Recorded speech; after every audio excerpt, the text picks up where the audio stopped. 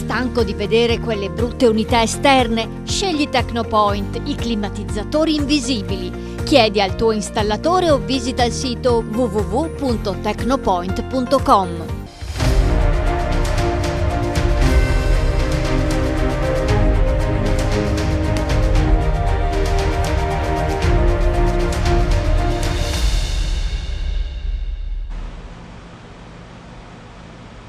Ben ritrovati a tutti, al nostro consueto appuntamento, una trasmissione un po' speciale. Questa volta perché il resto dello studio, o meglio i nostri ospiti che a breve vi presenterò, sono in Italia, mentre io sono collegato dal Messico. Qui è notte, ci sono 22 gradi, mi trovo al Residence Fabiola che mi ha ospitato per questo nostro consueto appuntamento settimanale, perché impegni improvvisi, sono dovuto venire qui, però queste meravigliose tecnologie di cui disponiamo ci permettono di rimanere collegati anche dall'altra parte di un oceano. Adesso mi metto gli occhiali perché la mia vista lascia desiderare e voglio subito passare alla presentazione degli ospiti. Parto con Elisa Scaggiante, che è presidente di ASD New Gem Dance, palestra di Mogliano, e anche insegna stessa. Elisa, buongiorno. Buongiorno. Poi c'è con noi Davide Giorgi del gruppo, Davide Giorgi del gruppo Terraglio, mondo dell'associazionismo e comunque dello sport. Davide, buongiorno, ben arrivato. Buongiorno a tutti. E poi Andrea Bedin, presidente di Venice Canoe Dragon Boat, anche lui ovviamente parliamo del mondo dello sport e di quello che a Venezia è sicuramente quello più conosciuto, ovvero quello sull'acqua. Benvenuto, buongiorno. Buongiorno a tutti quanti voi. Allora, avremo poi un altro ospite, stiamo aspettando che si colleghi con noi. Abbiamo parlato precedentemente di molti aspetti di questa pandemia che ha bloccato settori medio bloccati. Stiamo comunque rimanendo in tema di canoe, navigando a vista, non abbiamo capito dove andremo a parare, vogliamo essere positivi, però in realtà molto spesso ci arrivano delle notizie comunque allarmanti. E quindi, Elisa, le palestre sicuramente sono state uno di quei settori duramente colpiti da questa pandemia. Com'è la situazione? Vedete una fine del tunnel all'orizzonte? Allora, per quanto riguarda la mia palestra in particolare, diciamo che sì, è stata abbastanza problematica, nel senso che noi, non avendo attività che possono, come dire, valorizzarsi in altra maniera, siamo dovuti rimanere chiusi e vediamo comunque uno spiraglio a giugno dove ci daranno di nuovo la possibilità. Per questo io dico che quello che mi ha più, come si dice, demoralizzata per quanto riguarda la danza, è proprio la danza, nel senso che nella mia palestra facciamo un po' di tutto, nel senso dall'hip hop al walking program, pilates, zumba, crossfit, kickboxing, e alcune di queste attività siamo riuscite a portarle nel nostro parcheggio privato che abbiamo a disposizione, quindi siamo riusciti a fare delle attività all'aperto anche con le ragazzine della ginnastica artistica, abbiamo fatto potenziamento, abbiamo fatto comunque anche a gennaio, nel senso tranne nei momenti di zona rossa, siamo riuscite, freddo, qualsiasi tipo di intemperie, siamo riuscite comunque a crearci i nostri spazi. Purtroppo la danza, intendo come danza classica, danza moderna, per ovvie ragioni di location, di pavimento, di tutta una serie di cose, non l'abbiamo potuta fare, quindi quella è stata proprio ferma. Per il resto, insomma, grazie a chi ci ha dato questo spazio, e cioè il signor Falcon, abbiamo appunto potuto fare abbastanza attività, ce la siamo cavate perché tranne dal primo lockdown che non si sapeva, era tutto un po' più restrittivo, dalla seconda chiusura abbiamo detto no, ok, facciamo qualcosa, sempre in sicurezza, con tutte le cose del caso, insomma, però ci siamo portati all'aperto. E grandi le nostre istruttrici. Devo dire che questa pandemia, se qualcosa di positivo ha dato, che veramente ha aiutato tutti quanti a aguzzare l'ingegno. Poi vedremo alcuni filmati che Anita ha raccolto per noi, davvero ci siamo inventati di tutto per poter andare avanti a fare le nostre attività. Davide Giorgi, dal suo punto di vista com'è stata la situazione? Beh, io parlo anche come gestore di piscine coperte, la situazione è drammatica, perché su un anno e mezzo di pandemia le piscine coperte sono rimaste aperte 6 mesi e quindi c'è una situazione veramente ancora non chiara, in cui il governo ha dichiarato le riaperture delle palestre. Noi gestiamo anche in parte palestre, però insomma il core nostro è l'attività in acqua, e non ha ancora dato nessun spiraglio per le riaperture delle piscine. Abbiamo continuato in questo periodo con le attività agonistiche e sportive per le persone con disabilità. Abbiamo molti ragazzini con disabilità, abbiamo circa 120, e abbiamo continuato con la preparazione paralimpica degli atleti che andranno alle prossime Paralimpiadi. E con grossissime difficoltà, se non ci fosse stato il Comune di Venezia che ci aiutava, sicuramente non ce l'avremmo fatta, perché i costi per tenere aperta una piscina sono enormi, e quindi sì. insomma è un disastro dal lato economico.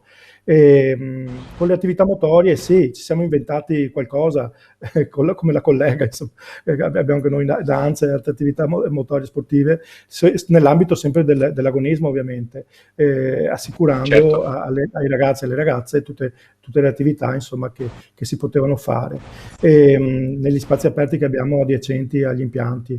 A Venezia un po' meno, perché c'è più difficoltà ad occupare calli e campielli, insomma, anche se ci stiamo attrezzando anche su quello, perché come il buon collega Bedì mi insegna, insomma, a Venezia ci si ingegna un po'. Venezia può diventare una bella palestra per tutta una serie di ragioni, ad ampio spettro. Volevo proprio andare da Andrea Bedini. Io credo che il problema tecnico sia nel collegamento. Allora, il mondo della canoa è invece un po' più individuale. Avete avuto maggiori spazi di manovra in questa situazione? Allora, noi ci riteniamo fortunati perché la canoa e anche il Dragon Boat, le due principali discipline che noi sviluppiamo, si praticano all'aria aperta, quindi questo ci ha permesso anche durante subito alla fine del primo lockdown di tornare in acqua e di avere anche un'ottima stagione estiva, anche per quanto riguarda l'organizzazione degli eventi. Il problema principale io l'ho riscontrato molto nella programmazione. Noi come associazione che poi organizzerà anche, ha già organizzato degli europei, dei mondiali, organizzerà dei mondiali nel 2023, siamo sempre all'opera, e quindi anche negli eventi, chiamiamoli minori, che però minori non sono, della stagione 2021, siamo e abbiamo programmato il tutto. Segnali ci sono arrivati molto positivi per quanto riguarda lo sport, chiamiamolo, non dico di eccellenza, però di agonismo, dove il governo e il CONI hanno capito che questi atleti non potevano essere bloccati. Ho visto invece meno attenzione per quanto riguarda lo sport in generale, l'attività motoria, e penso che lì bisognerà lavorare moltissimo, anche perché in questo momento lo abbiamo capito tutti che lo sport non è più solo un'attività, ma è benessere. È un benessere che non è solo fisico, ma adesso è anche un benessere psicofisico, e quindi penso che sia opportuno da parte, diciamo, di chi in questo momento ha in mano la regia, dare molti strumenti a chi può proporre l'attività fisica.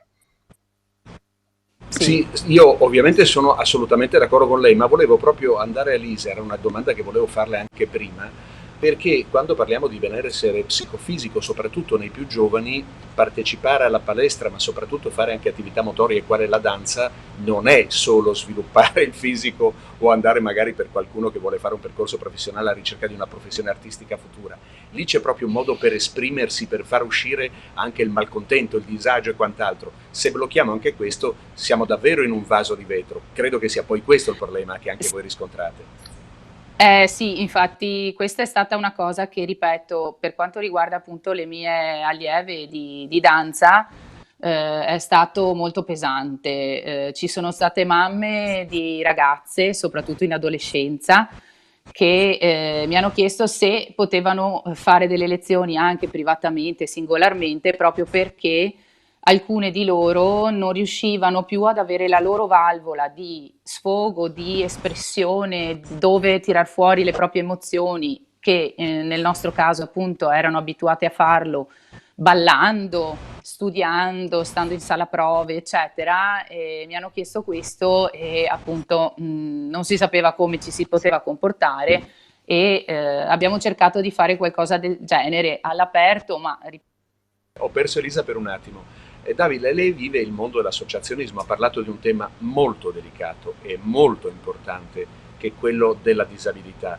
Credo che molto spesso uno vede una piscina e dice vabbè è chiusa, poi riaprirà. Io tra l'altro in suo onore, come ho visto, mi sono messo in una location qui a questo Residence Fabiola con una piscina alle spalle, però adesso a parte le battute c'è un mondo che davvero patisce moltissimo queste chiusure. Lì come riuscite a risolvere, come riuscite a affrontare questo tipo di problematica? Nel primo lockdown il mondo sia delle piscine che della riabilitazione per le persone con disabilità era stato completamente chiuso. E nella fase successiva, quando è stato riaperto, ci si è subito accorti del danno fisico che si era causato alle persone con disabilità che non fanno attività motoria o attività riabilitativa per un discorso meramente di salute generale, ma lo fanno proprio per mantenere quelle parti che hanno recuperato, che risulta vitale per la propria autonomia.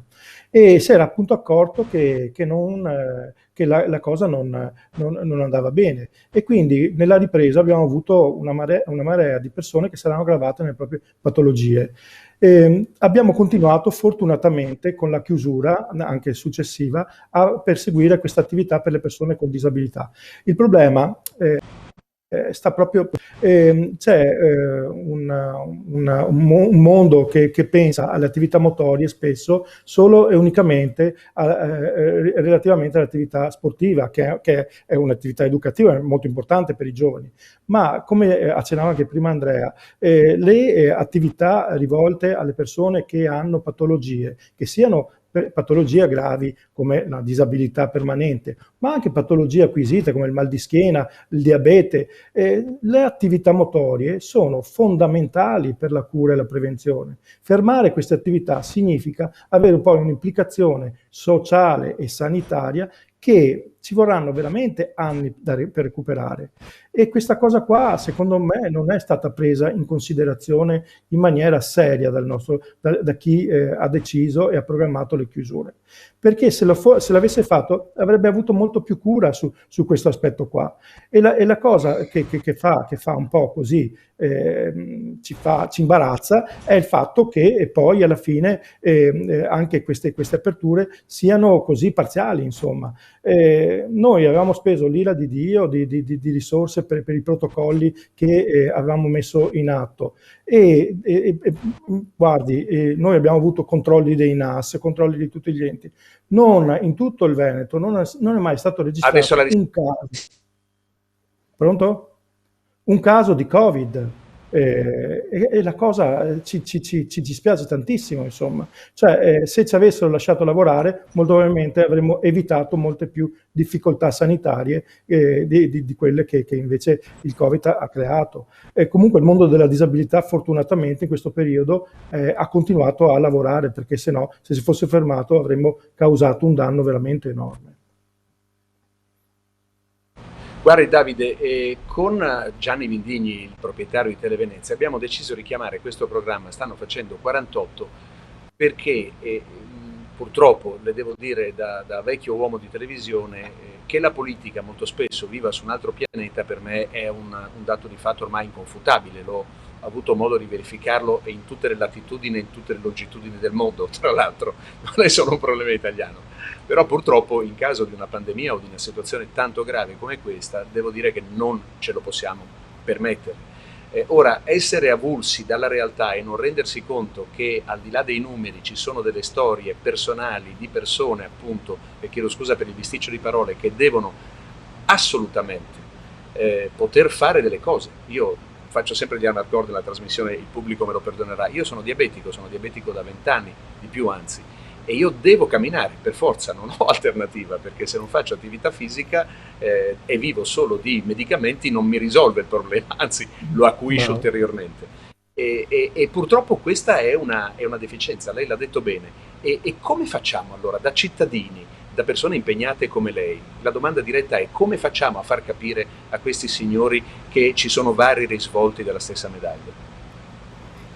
Guardi, io faccio parte anche dell'Asso Nuoto, che è un'associazione di gestori di impianti natatori. Abbiamo fatto istanze assieme ad altri gestori, portando alle commissioni del Senato e parlamentari il fatto che c'è un'emergenza sanitaria in atto, e l'emergenza sanitaria in atto non è solo quella del Covid, ma è quella dell'immobilismo della popolazione, che sta creando altrettanto patologie gravi quanto il Covid.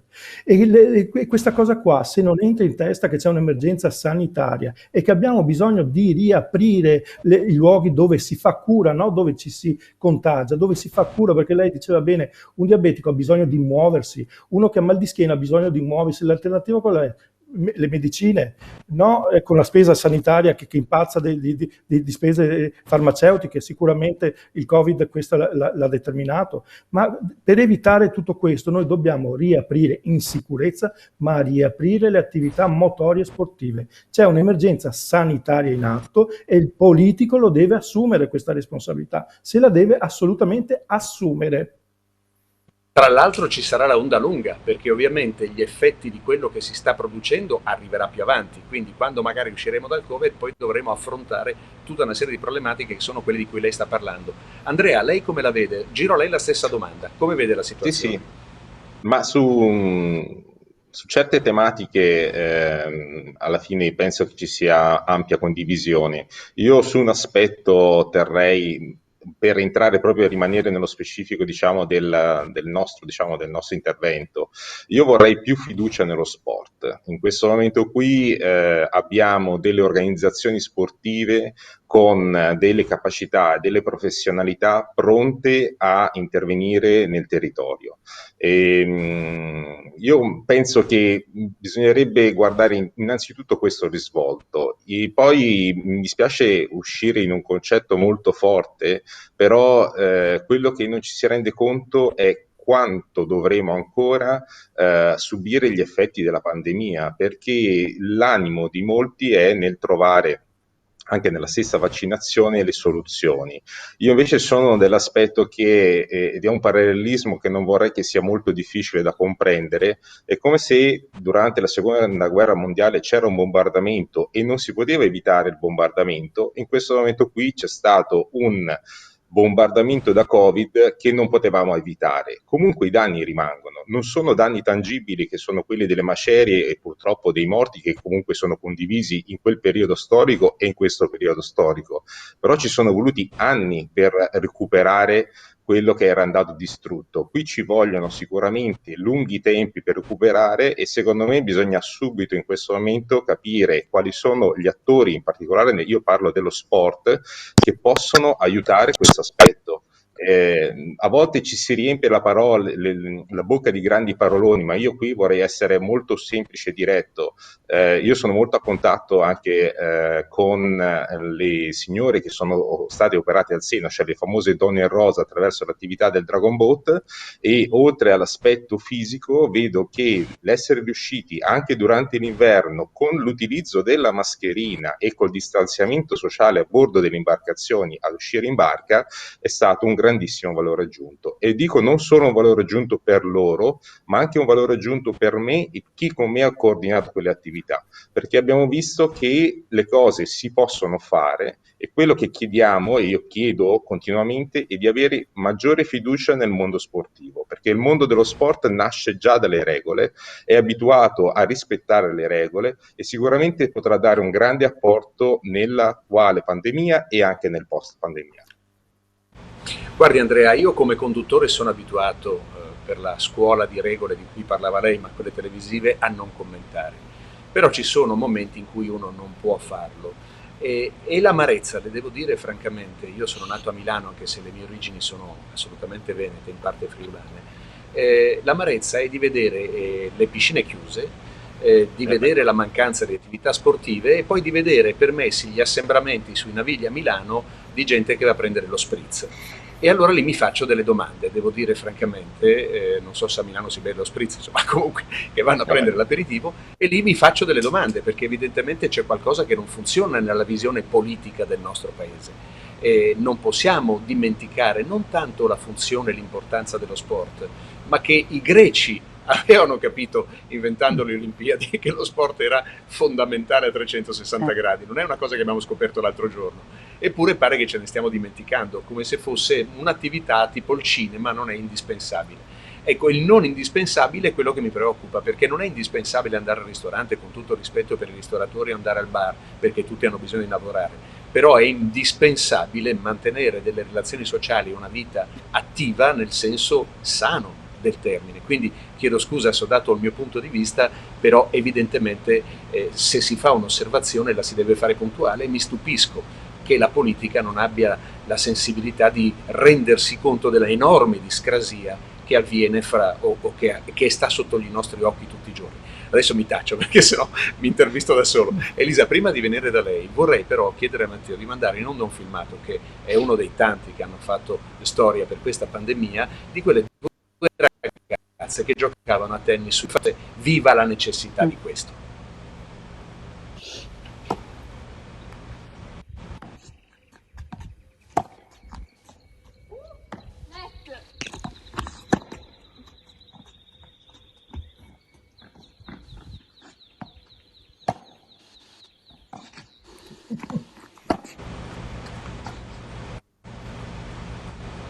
Ecco, è una provocazione ovviamente, ma il vedere due ragazze che giocano da un condominio all'altro, poi ci sono i sequel di questa situazione, sono anche state utilizzate per una campagna pubblicitaria, Federer è andato a trovarle, però al di là di tutto c'è un significato forte in questo filmato, Elisa.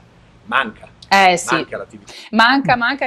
Io ripeto, ho a che fare soprattutto con bambine e adolescenti e ho sentito proprio che questi ragazzi hanno bisogno di avere un loro incontro sempre in sicurezza, perché poi, ripeto, nella danza, nelle attività che svolgiamo da noi, è più controllato che nei supermercati, mi passi il termine, perché purtroppo è così.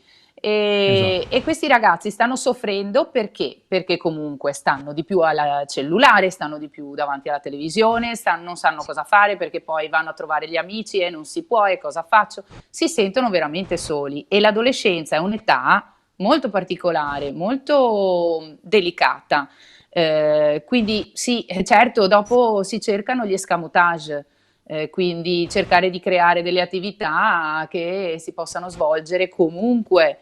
La danza è molto difficile da fare, perché ci sono persone che hanno case dove non gli si permette di fare una coreografia, non tutti hanno una casa grande dove potersi allenare, magari non riescono neanche ad avere lo spazio per alzare una gamba semplicemente, e questo è invalidante a livello emotivo, soprattutto perché ho sentito mamme in pensiero proprio per un discorso emotivo per queste ragazze che così purtroppo sì, gli adolescenti è questo il problema hanno la fase dell'imprinting del loro futuro, della propria vita, quindi lì li stiamo formando. Sì. È una deviazione in quella fase. Sì, lo sfogo lo vanno a trovare da altre parti e chissà cosa succede. Cioè, io sono cresciuta nel mondo della danza, ho passato tutta la mia adolescenza, la mia infanzia dentro una sala di danza, e per fortuna, perché poi è un attimo scivolare in brutte compagnie, in brutte strade, hai una passione ed è bello che ci sia, quando c'è è fantastico. Purtroppo speriamo che insomma questo periodo duri poco e che si ritorni alla normalità. Certo. Senta Davide, noi non vogliamo fare il processo a nessuno, ritengo che se un obbligo in qualche modo la televisione deve avere è quello di sollevare delle questioni perché chi deve affrontarle lo faccia davvero, ossia prenda in mano una situazione e l'affronti.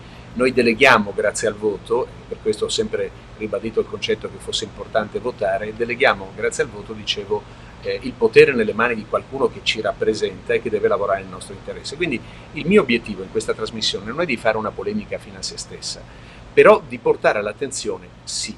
Ora, se lei si dovesse rivolgere attraverso le telecamere di Televenezia a qualcuno che potesse decidere o prendere o cambiare delle decisioni, qual è il messaggio che lei manderebbe?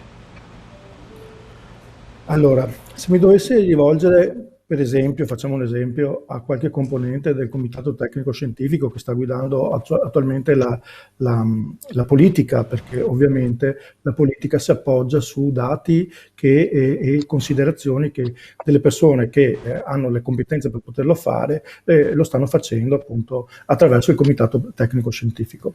Allora, prendendo in mano la situazione proprio sanitaria del nostro paese, alla luce di 1 anno e mezzo praticamente di chiusura, andrei a verificare quali sono le emergenze reali nella popolazione, nelle varie fasce d'età, anziani, adulti e in età evolutiva. E su questo deciderei quale priorità hanno le aperture. Ben hanno fatto dare una priorità alla scuola, perché come si ricordava prima, magari la parte socializzante della scuola, stando attenti ovviamente a non renderla totalmente al 100% aperta, ma in percentuale facendole partecipare, hanno dato una possibilità dei ragazzi, in fase soprattutto adolescenziale, a riappropriarsi di una socialità che fa parte del percorso rieducativo. Ma quello che oggi proprio totalmente viene lasciato da parte è l'aspetto sanitario. L'aspetto sanitario, secondo me, in questo momento deve essere valutato in maniera seria, perché non facciamo, come si dice a Venezia, uno sbrego peso del tacon, cioè nel senso che a causa della pandemia non aggraviamo situazioni altrettanto e ugualmente gravi del nostro contesto italiano, e questa cosa qua deve essere assolutamente assunta. Il politico deve capire, la parte politica e la parte tecnica deve avere il coraggio di poterla affermare, che è importante portare alla luce anche le cause dell'immobilismo, e quelle cause oggi devono essere programmate nella riapertura delle attività che le stanno in qualche modo fermando e curando. La parte politica, secondo me, in questa fase qua deve avere un po' più di coraggio, un po' più di fiducia in chi da anni sta gestendo queste attività qua, e lo fa molte volte al posto del pubblico, perché noi stiamo gestendo una partita, quella dell'educazione motoria, sportiva dei nostri ragazzi, degli adulti, e al posto del pubblico, cosa che dovrebbe fare il pubblico. La scuola non riesce a farla questa parte qua per i ragazzi. Sono le associazioni, le migliaia di associazioni che nel territorio surrogano lo Stato e producono salute. Certo, ma tra l'altro, sa cosa? A me dispiace, oggi davvero lo sto facendo troppo, ma sempre per ritornare all'antica Grecia e a quella che era una democrazia un pochino diversa da quella che abbiamo noi oggi, c'era un sistema molto semplice per decidere chi doveva fare politica, e soprattutto c'era una decisione che era la impossibilità di ricandidarsi. Ora lei capisce, Davide, che se un politico non deve ricandidarsi, quindi non deve piacere a tutti, ha dei margini di manovra molto più ampi di quelli che ha in questo momento, purtroppo. Ho chiuso la parentesi, non vorrei fare una polemica. Allora Andrea, vengo da lei. Mi è dispiaciuto che questa notte qui in Messico e giorno in Italia non abbia potuto partecipare il mio amico Italo Sampallo, perché come dicevo non solo è il console onorario a Playa del Carmen, ma è anche uno pneumologo. E quando io l'ho chiamato l'anno scorso, agli inizi della pandemia, ero un po' preoccupato, anche perché mi parlavano appunto che i diabetici erano più a rischio, quindi comprensibilmente, essendo un essere umano anch'io, avevo qualche preoccupazione. Lui mi rispose lapidario in un modo impressionante, mi disse: Patrizio, questa pandemia colpirà tutti, chi deve ammalarsi si ammalerà, chi deve morire dovrà morire. Mi lasciò esterrefatto, e poi invece mi rendo conto che purtroppo è quello che sta succedendo. Qui non è più un tema di ritardi sulla vaccinazione piuttosto che, qui è proprio un problema di una situazione che ci ha trovati a livello globale, mondiale, impreparati, e quindi a questo punto stanno mettendo delle pezze. Però non è che magari, lei prima parlava di una diversa dignità del mondo dello sport, anche la visione di chi fa sport potrebbe aiutare la politica ad avere, come dire, ampliare l'obiettivo, mettere un obiettivo più grande per vedere le cose, perché io li vedo un po' miopi, un po' chiusi dentro. Invece chi fa attività come la vostra, soprattutto voi che fate canoa, che siete nel mare, nella laguna, avete un orizzonte infinito, avete una capacità prospettica differente. Allora la domanda è, e sto esulando un po' ma non del tutto, non è che la nostra partecipazione dovrebbe essere più pregnante, più forte, più presente di noi cittadini e soprattutto di quelli che fanno sport nella vita sociale e politica del paese? Sociale sì, c'è già, ma politica, decisionale.